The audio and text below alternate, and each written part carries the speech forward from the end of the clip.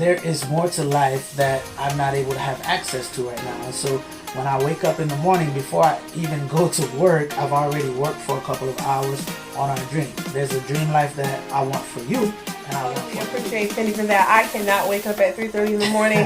For the love of God, it's not going to happen. I'm more of the night owl, like once the kids are in bed. And some of you may be like me, and some of you may be like Cindy.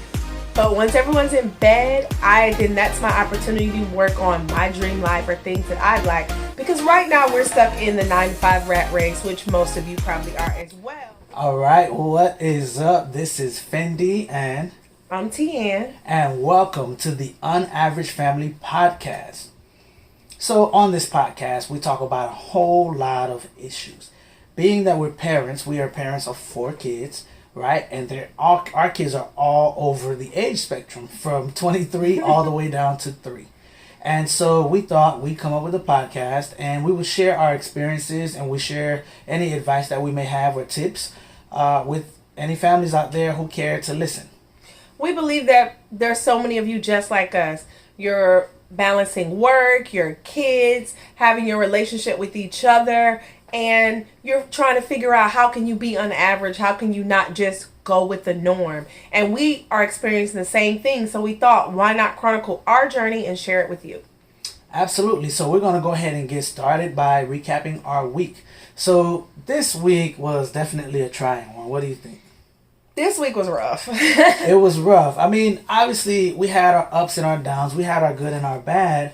But let's kind of just share some of the experiences we had this week. And well, the biggest thing is our day starts super early. Our children get up early. Fendi gets up before the crack of dawn. I mean, like, it's dark outside and Fendi's already up probably at 3:30, 4 o'clock in the morning. The boys get up at between 5 and 5:30, and they're out the door with Fendi by 6:15. So in that amount of time, there's so many things happening, making sure people are dressed, their lunch is packed, helping break up any sort of little fights. And I'm pretty sure some of you have the same things going on in your house as you're trying to get out the door in the morning. Yeah, and I mean, some of you are probably wondering, well, what kind of job does he do that requires him to get up at 3, 4 o'clock in the morning? Well, I'm an educator, but that's not why I get up at 3, 4 o'clock in the morning every morning. My goal, actually, and I think, did I mention that with you, that my goal is to get up at 3 instead of 3:30 in the morning? I want to do an extra 30. Yeah, I want to do an extra 30 minutes. And the reason why I do that is because I wake up and I literally start working on my other ventures, which I call my dream life, right? Because at the end of the day, I love being an educator. I currently work as a school dean, but there is more to life that I'm not able to have access to right now. And so when I wake up in the morning, before I even go to work, I've already worked for a couple of hours on our dream. There's a dream life that I want for you, and I want for our kids. And so in order for me to get that, and then my other work not suffer, I just feel like I have to get up a little bit earlier to make that stuff happen. And I totally appreciate Fendi for that. I cannot wake up at 3:30 in the morning. For the love of God, it's not going to happen. I'm more of the night owl, like once the kids are in bed. And some of you may be like me, and some of you may be like Fendi. But once everyone's in bed, then that's my opportunity to work on my dream life or things that I'd like. Because right now we're stuck in the 9-to-5 rat race, which most of you probably are as well. And that's fine, but we want to get out of it. We want to do more than that. We want to do more than just go to work, drop off kids, pick up kids, eat dinner, bathe kids, go to sleep, start it all over again. We want to have more that we can do in our life, more of an impact we can make. So we're trying to figure out how to balance all of that. Absolutely. And some people would call us a quote-unquote metropolitan family. I know that's what my brother-in-law likes to call us, because we're so busy. And so we want to share some tips with you guys that even though you're busy, that might help you be able to balance your lives a little bit so that you can find more fulfillment. Because at the end of the day, I think we all are looking for that happiness. We're all looking for that place where we feel like we're fulfilled. We have some leisure. We have that family time. And of course, I mean, we want to give back in some kind of way. So we feel like we're contributing to our society. I think everyone's looking for flow. You can't help being busy. if you have kids, if you have things that you're involved in, if you have to go to work every day, you want it to flow a little bit more seamlessly than it probably does right now. Mm-hmm. So we've started to implement a lot of different systems in our house of how we get things prepared on Sunday before school starts, what we do at night with our kids as far as book bag check, what we do for making sure your lunch is prepared. Now, don't get me wrong, it is not always seamless. There are times when people have not done what they're supposed to do. We have a chore chart. There are times when things are missed, but we've really tried our best to implement, and we're continuing to implement more and more systems in our house to make things flow a little bit better so that we don't have such crazy days. So, with that being said, let me ask you a question. What do you feel like the three most impactful things that we did? What do you feel like those three most impactful things are that we did during the whole COVID shutdown thing in 2020 and up to now that has helped us to be able to still retain some sort of sanity, some sort of, keep it cool a little bit? I think one of the biggest things we did was we created a schedule not only for ourselves but for our children.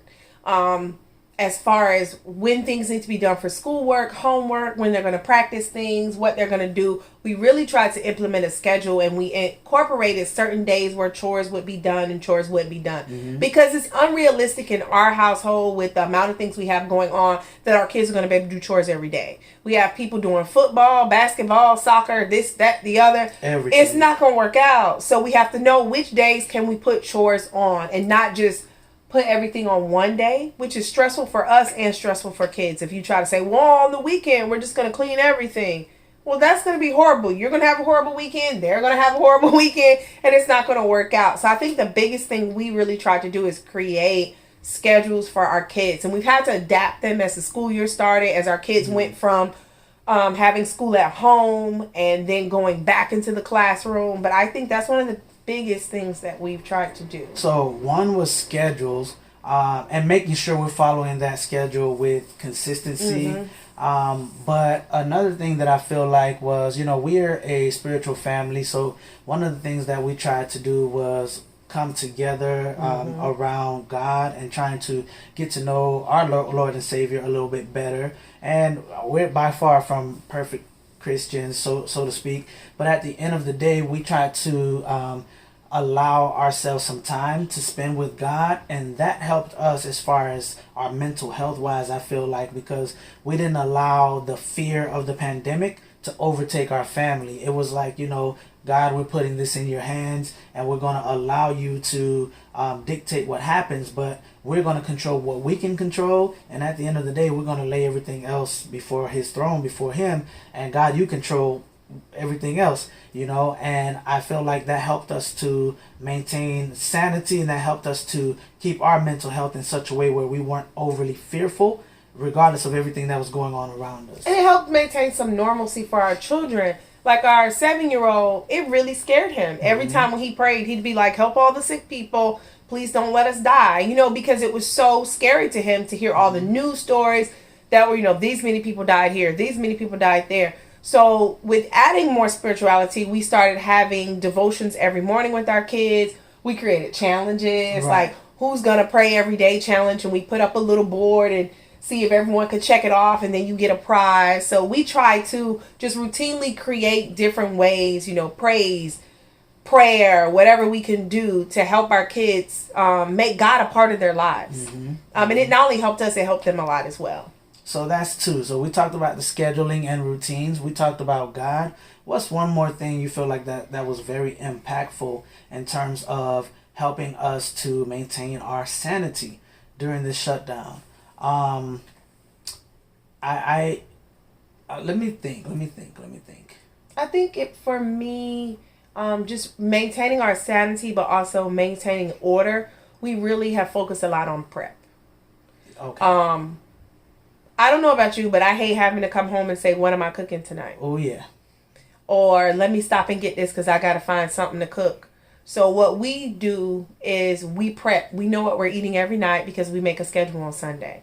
And if that requires some things to be cooked in advance or cooked the night before, we put that into our schedule. Like, I have to cook that because it goes with this. So we really started to prep. So today being Sunday, we figure out what are we eating this week. And then we have some days that are scheduled days. Like Tuesdays we have tacos. Fridays we have pizza. We know that on those days we're having that. Mondays we typically have meatless Monday, so that kind of only leaves 2 days that we have to figure out something different to cook, you know, be it chicken, fish, something else. So that was one of the biggest things for us. We make sure that our meals are prepped, and then prepping for the week.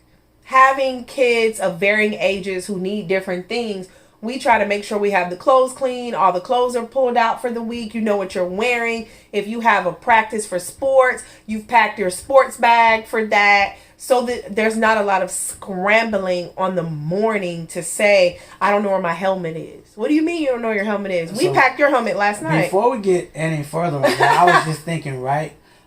You have such great recipes. You have such awesome meal ideas that you put together. Sometimes I don't even know how you make it. You make it from scratch. Like you figure out, here, let me pull this, let me pull that. And you just make something and it's delicious. How about you share it with our viewers? Is there a PDF or an ebook or something like that with your recipes in it that we can share with our viewers? And that way, you know, they don't have to go out and find things, but they can directly come to our link and we can give them some recipe ideas. So what I have created is a Meal Prep 101 document. Now, it doesn't necessarily have all the recipes in there because you may not like what I like, but it gives you some ideas of what you can do for your meal prep during the week so that you can either have designated days, or if you have, you know, this week is going to be a pasta week, different types of pasta. There's just different ways you can do your week and to jazz it up so it's not boring. I know as a child, I hated eating leftovers. My parents always did leftovers. If they cook this on Monday, Tuesday, Wednesday, if we still have some on Thursday, baby, we gonna eat that again. And I hated that. So I really tried to mix it up with my kids so that they're excited about what we're eating. They have a say in what we're eating. Right. And even if there's something they can do to help prep, I really like to get them in the kitchen. And I know you're thinking, why would you put all those kids in the kitchen? You give them specific tasks. That is the importance of keeping your kitchen unchaotic. And listen, we have 3 boys. They are crazy. They just in a vacuum, they're chaotic. But they work well together with their mom in the kitchen. And they love cooking. And they love cooking. And I think it's a great thing for girls to learn how to cook, but it's a great thing for boys to learn how to cook. One of the things that I truly appreciate about my mom and my dad, I grew up seeing my dad cooking. First of all, I saw men in my family cooking. But not only that, they made it okay for me to want to learn how to cook. And so when I went off to college, I never had to have anybody teach me how to cook, and I never went through those days where I was suffering or starving, scrounging or starving because I didn't know how I was going to get a meal. If I had a couple bucks, I'd pick up some rice, a little bit of chicken or something like that. You could throw something together. Now, there were some days when we had to do ramen noodles, but even with the ramen noodles, you can jazz them up. You can jazz up some ramen noodles. And so we did that, and at the end of the day, I didn't suffer because of it. I was good because of that. So if anybody is a viewer and you're watching and you wonder, well, should I let my boys cook, or what are your thoughts on that? Absolutely. I think it's a great idea. And we like our boys to be masculine, don't get me wrong. And I think cooking can be very masculine too. It's a masculine thing. I think sometimes people try to make it like it's a girl or female thing. And really, I mean, some of the best cooks I know are men. That's been a hot topic on social media this week. If any of you have tuned in, a lot of people going back and forth about whether or not boys should have kitchen sets. Yes, they should. Your boy should know how to cook. All of my kids have had pots and pans and fake blenders and everything, from my daughter to every single one of my sons. Because we know, when I met Fendi knew how to cook. That was so attractive to me, that he knew how to cook. Because I meet so many people at work, their husbands can't cook. And they're like, oh, well, he could make hot dogs. And I'm like, that's not cooking. You boil them, and don't get me wrong, I eat hot dogs. But that's not him knowing how to cook. Can he make you a wonderful meal while he's dating you? And you're like, okay, I see you. And I want my boys to be able to do that as well. So we don't see anything wrong with kitchen sets for boys. At the end of the day, we want to make our boys an attractive package, right? For if they decide to get married one day, whatever woman they decide to get married to, she needs to see them and be like, oh my goodness, this is Mr. Wonderful. This is the person that I've been waiting for because he checks all these boxes. We don't want our sons to be projects, or we don't want them to be needy. We don't want them to be projects where a woman is like, oh man, but I have to fix this and I have to fix that. We want them to be complete packages, and we would love for them to find a woman who is a complete package as well, and then together they can thrive, you know. Because guess what? It's 100% you plus 100% me. Absolutely. Being 200%. Absolutely. On level 10. You know, that's 10. what it should be. And it doesn't take, for example, that I'm necessarily completing you, because you're complete. And I want our kids to know that they're complete all by themselves. Somebody else can come along and just supplement them and compliment you them, and just like they become the yin and the yang. But you want to find somebody who's complete, and you be complete, and that's what we want to teach to our kids. So definitely. But so that's pretty much it for our intro. I mean, I hope you guys are going to learn a lot about us. I hope you guys caught some of these things that we were saying. But on the next episode, we're going to talk about our weeks, and we're going to recap some things that happened during our week. Listen, our kids, they're not perfect. So you guys are going to get a glimpse into how we deal with our kids, the ups and downs, the turmoil, the everyday challenges. And we know you're going to identify, because some of the things that your children do, they do the darndest things, right? They do the darndest things. It makes you wonder, and you will be like, man, mine did that too. And we'll tell you what we did, and you'll be able to tell us in the comments what you did. Absolutely. We don't know all the answers, and by no means are we trying to act like we just have every single answer in the book.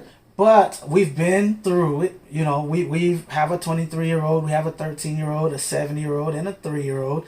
So we've been at this parenting thing for a while, right? We've been through all the stages, and so we're still learning.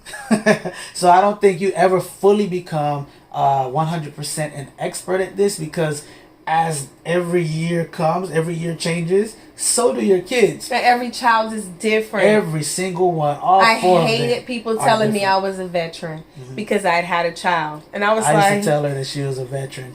I was like, veteran? How am I a veteran? Because I have a child already. Because the second child is nothing like the first child. And the third child was nothing like the other one. So each one gave their own challenges for us. Absolutely. Just when you think you got it, boom. Curveball. They throw a curveball at you. Just when you think you got this parenting thing down pat.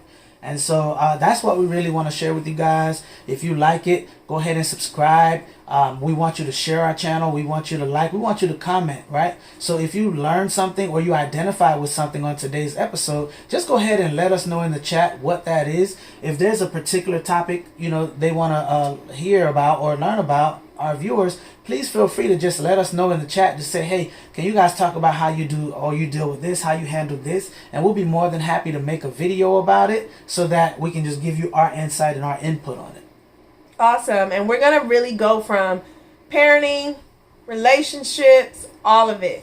Absolutely. And one of the things I know I want to close here, and I'm going to let you guys go. But one of the things that's really important as parents is that you don't lose the relationship between the two of you, right? Between the parents, you don't want to lose that relationship.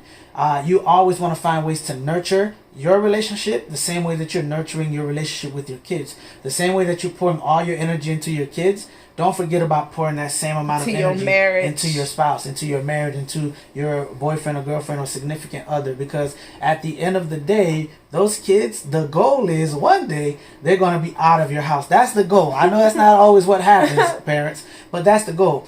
And so at the end of the day, you just want to make sure that you guys don't forget why you fell in love. You don't forget what it was that kept you together, because outside of the kids there must be a relationship that exists between mom and dad, right? That is so true. Okay, so that's it for this episode. You guys tune in once again. Follow us on social media. Find us on social media. We are the Unaverage Family. We're going to leave a link to Tian's recipe book here in the comment section, and we're going to just give that away to you guys just as a bonus for checking us out, liking us, and subscribing. And we're just going to hit you with a bonus on that. and look forward to an episode every week about our week and the things that we face. You have a great day. Once again, thanks for tuning in to Unaverage Family. See you next time. Next time, guys.